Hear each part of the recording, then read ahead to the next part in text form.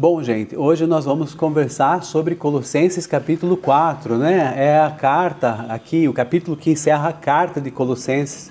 Então, esse capítulo, ele contém orientações práticas sobre o comportamento cristão, o poder da comunicação, Paulo vai demonstrar isso, e uma série de saudações que revelam a importância do trabalho em equipe, seja lá na igreja, né, na época primitiva, como agora também na atualidade. Então, aqui o que acontece? Paulo vai falar ali nos primeiros versículos, né, a questão ali, senhores, deem a seus escravos o que é justo e direito, sabendo que vocês também têm o Senhor nos céus. Ele continua, na verdade, o que estava ali já no capítulo 3, finalizando aqui, mas agora sobre essas questões de relações domésticas, é o trato, né, entre os senhores, que são os patrões, para que eles tratem os seus servos com justiça, com equidade, lembrando que eles também têm um Senhor nos céus, o mesmo Senhor, e a quem eles prestarão contas. Então, nesse sentido é muito importante.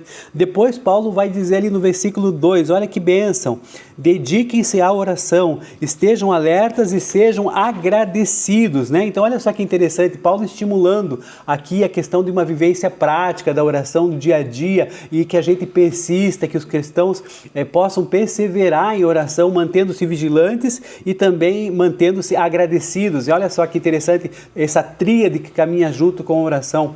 Também depois Paulo pede oração por si mesmo, para que Deus abra portas para a pregação do ministério de Cristo, né?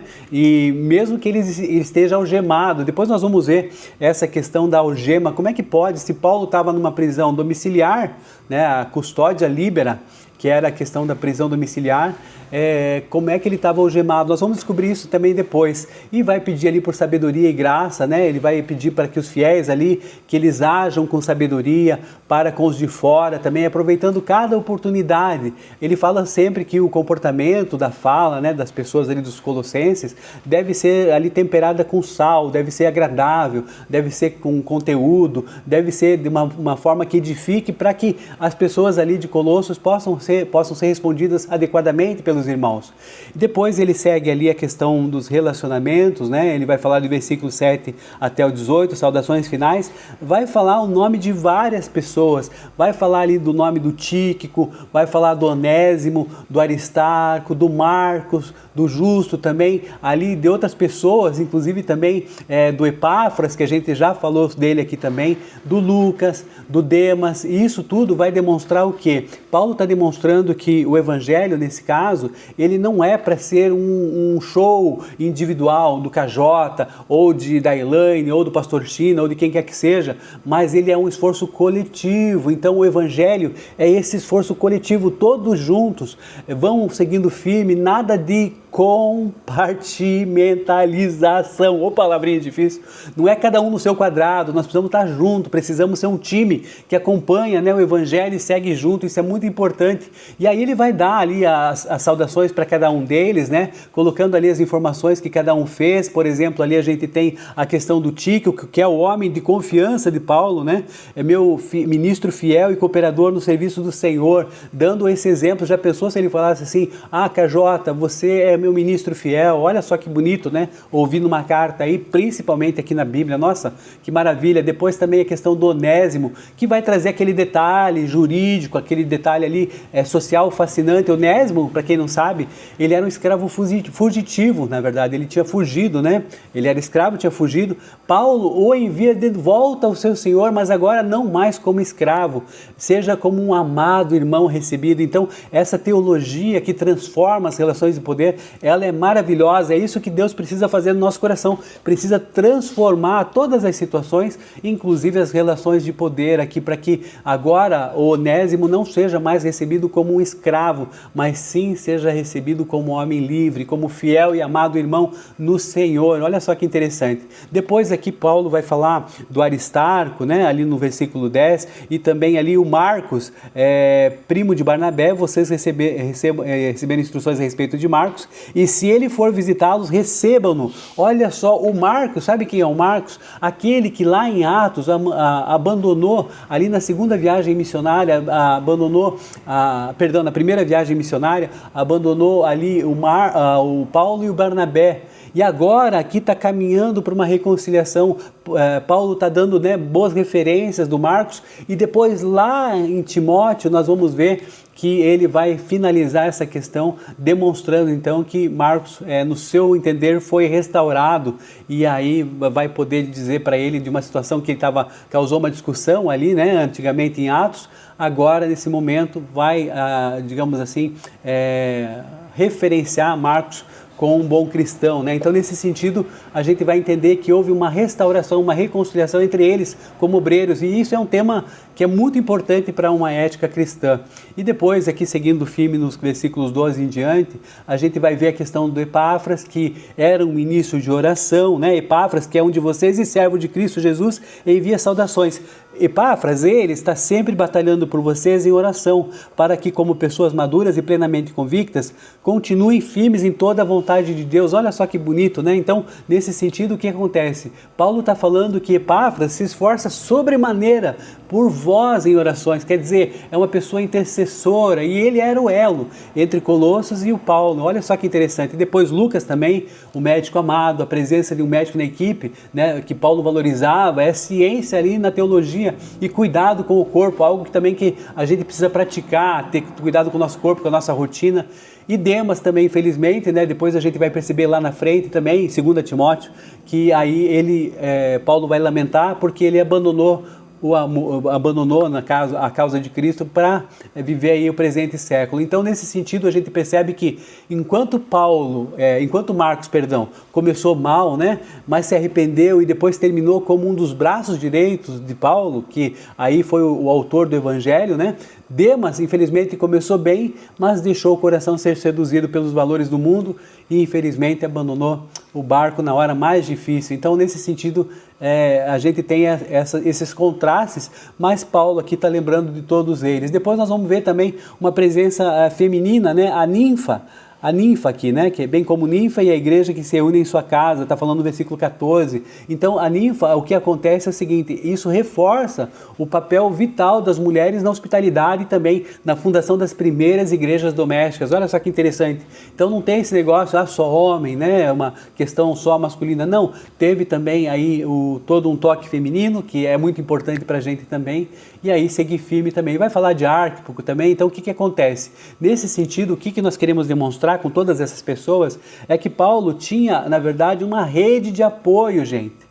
Então, assim, assim como nós temos uma sala de oração que aí fica alegre, que caminha junto, que tem comunhão, também o Paulo entendia que manter as pessoas conectadas por nomes e funções criava esse senso de pertencimento. É muito bom você sentir que você faz parte, né, daquele grupo que se reúne diariamente, que está ali batalhando, que está orando, que está vendo os testemunhos daquilo que Deus está fazendo na nossa vida. Isso é muito legal, isso é maravilhoso, porque nos fortalece que a gente continue caminhando, né, na vida cristã, amadurecendo, sendo pessoas melhores, desejando o melhor para o próximo, intercedendo em favor daquele, e mesmo que Deus não responda adequadamente da forma como nós desejamos, Ele nos dá força nessa caminhada para a gente, né, dividir os nossos fardos, caminhar firme e seguir juntos. Isso que é importante. Então, essa rede de apoio, essa rede virtual aqui do grupo de oração, ela é muito importante. E também, né, que a gente precisa de todas as maneiras manter sempre um desejo de transparência, conversar da melhor maneira possível, sempre de uma forma sincera e seguir firme nesse sentido. Aí depois a gente tem ali no final, né, ali a questão de que Paulo fala ali da questão da Laodiceia 16, depois que essa carta for lida entre vocês, façam também que seja lida na igreja dos laodicenses e que vocês igualmente leiam a carta de Laodiceia. Carta de Laodiceia, o que é isso, né? Laodiceia, Colossos e vice-versa, como que é isso? Bom, essa aqui é a carta que Paulo está escrevendo aqui aos Colossenses e que deveria ser lida também em Laodiceia. Mas a carta que estava em Laodiceia deveria ser lida também pelos Colossenses. Nós não temos informações dessa carta na Bíblia. Então, o que acontece primeiramente é o seguinte, Paulo, ele deseja que o ensino bíblico não seja restrito apenas a uma comunidade, mas que também deveria circular para edificar o corpo de Cristo como um todo.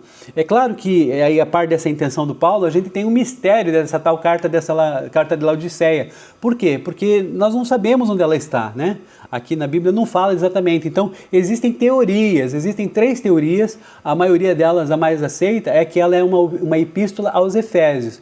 Essa é a teoria, então, como eu disse, que é mais aceita pelos estudiosos, principalmente de teologia prática, que é o que a gente defende, e também pelos historiadores. Então, nesse sentido, acredita-se que Efésios era uma carta circular, destinada a várias igrejas da Ásia Menor. Lembremos que é em Éfeso que Paulo vai ter o seu ministério mais longo. 3 anos ele ficou na cidade, aproveitava lá de manhã para fazer as tendas, né, que ele era um fazedor de tendas, o seu trabalho para poder se manter financeiramente, e depois das 11 até as 16 horas, que era o horário do pico do sol, em que havia a tal da sexta, ele aproveitava e dava aulas ali na escola de Tirano, onde ele tinha alugado um espaço para poder fazer isso, e à noite, né, a gente sabe que ele podia visitar os irmãos e tal, então era uma rotina bem intensa, mas esse foi um período profícuo da vida dele, e talvez, né, Laodiceia teria sido uma das paradas desta carta antes de chegar a Colossos, por isso que Paulo pede para que seja lida a carta de Laodiceia também lá em Colossos, tá bom? De qualquer maneira, a segunda teoria vai falar que é uma carta perdida, né? É uma teoria mais fraca que a primeira, sim, mas tudo bem, também a gente precisa falar, porque a gente precisa estar atento a isso. Então, acreditam que Paulo escreveu diversas cartas que não foram preservadas por Deus, como parte do cânon bíblico. Então, isso é um outro entendimento, né? E aí poderia se entender que tinha uma carta específica para de Laodiceia para Colossos para os laodicenses, né, que se perdeu no tempo. Então, nesse sentido, é a segunda teoria mais fraca, e uma ainda mais fraca é que essa seria a epístola a Filemon. Alguns sugerem que, como Filemon morava naquela região, e a carta ali é muito pessoal, falando os nomes e tal, né? Ela poderia ser a tal da referida carta. Então, mas essa hipótese, ela é uma hipótese menos provável devido ao conteúdo que é muito específico sobre a questão do Onésimo e outras coisas todas ali. De qualquer maneira, o que acontece é o seguinte: a gente precisa compreender que a igreja primitiva, né? Aqui que nós estamos lendo aqui, finalizando inclusive a carta aos Colossenses, ela na verdade é uma demonstração, um exemplo claro de como a igreja primitiva funcionava em rede, funcionava ali conjuntamente, não eram comunidades isoladas, não era cada um no seu quadrado, havia sim uma interdependência, um conhecimento, né, um interconhecimento das relações e das orientações éticas de uma cidade que também serviam para outra cidade. Então nesse sentido é importante que a gente compreenda essas questões todas. E aí essa questão da algema, deixa eu explicar para vocês aqui para a gente finalizar. Paulo estava lá em prisão domiciliar, sim, é verdade, 60 a 62 depois de Cristo, a primeira prisão dele, prisão light, né? Prisão domiciliar. Só que é o seguinte, o costume romano, a tal da custódia libera, era o seguinte: muito embora ele estivesse ali em prisão domiciliar, pudesse receber as pessoas, pudesse ensinar, pudesse escrever, ele tinha um detalhe crucial ali jurídico, ele estava sob a guarda constante de um soldado romano. Então, ali o pretório romano, né, a guarda pretoriana, 24 horas por dia se revezava para ficar com ele. E o importante é o seguinte, que ele também ele era acorrentado a esse soldado romano. Então, assim, ele tinha liberdade? Tinha, mas a liberdade dele era limitada. Qual que era o alcance da liberdade dele? Até onde a corrente ia, né? Estamos falando aqui da liberdade física. Mas também havia, de certa maneira, uma falta de privacidade total. Então ele estava ali com dificuldade. E quando ele escreve a carta, que ele fala, olha, estou aqui sob pena, lembrem-se das minhas algemas, ele está querendo demonstrar o seguinte, ó, que eu estou sentindo o peso não só físico, mas o peso também, né, vamos dizer assim, emocional dessa situação toda, mas eu estou dizendo que continuem firmes, porque ele escreve a carta dessa maneira. Então olha só que interessante, que Deus possa nos dar força e ânimo para compreender aquele momento, né, dessa maneira, o sacrifício dele, toda aquela autoridade que ele tinha. Ele ainda não tinha sido julgado, né, porque ele estava de certa maneira apreensivo ali, toda essa questão de dificuldade que ele estava vivendo, não saber o que estava acontecendo, o que ia acontecer com a vida dele. E eu posso dizer isso porque eu recentemente tive uma dificuldade aí com relação a um sintoma de saúde, que eu já comecei a pensar lá na frente, gente. A gente fica apreensivo, a gente vai pensando coisas até que são muito, digamos, extremas. Aí depois, né, Deus tocou no meu coração, fui no médico, não tinha marcado com ele, mas ele me atendeu no encaixe, demorou, mas me atendeu, me tranquilizou. Puxa, a gente fica mais tranquilo, mas a gente fica tenso, a gente fica, né, apreensivo. Paulo estava vivendo essa apreensão, estava vivendo esse tempo de ansiedade. Então que a gente possa compreender também, né, todas as limitações que nós temos e que isso nos ajuda, nos impulsiona a seguir firmes, mas não sozinhos, que a gente sempre tem essa rede de apoio para a gente considerar. Então espero que você tenha gostado da nossa conversa sobre aí Colossenses capítulo 4, encerrando, né, essa carta tão bonita, e que agora a gente vai partir para 1 Tessalonicenses, amanhã, se o Senhor assim permitir. Obrigado, valeu, um abraço, até mais.